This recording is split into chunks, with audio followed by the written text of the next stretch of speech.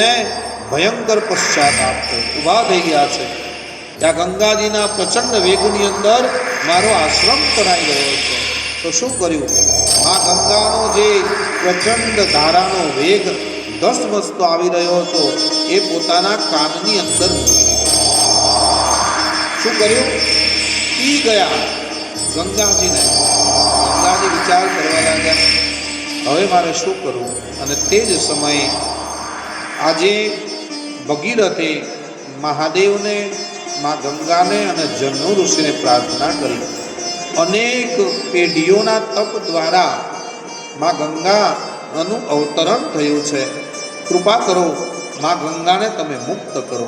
અને ત્યારે એ જહનુ મુનિના કાનમાંથી ગંગાજી બહાર આવ્યા અને એ ગંગા પોતાના ધસમસતા વેગ સાથે આજે ગંગા સાગરના કિનારે પહોંચ્યા છે. ત્યાં બેઠેલા જે સગર મહારાજના 60,000 પુત્રો અવગતિને પામ્યા હતા એ દરેકને મા ગંગાનો સ્પર્શ થયો.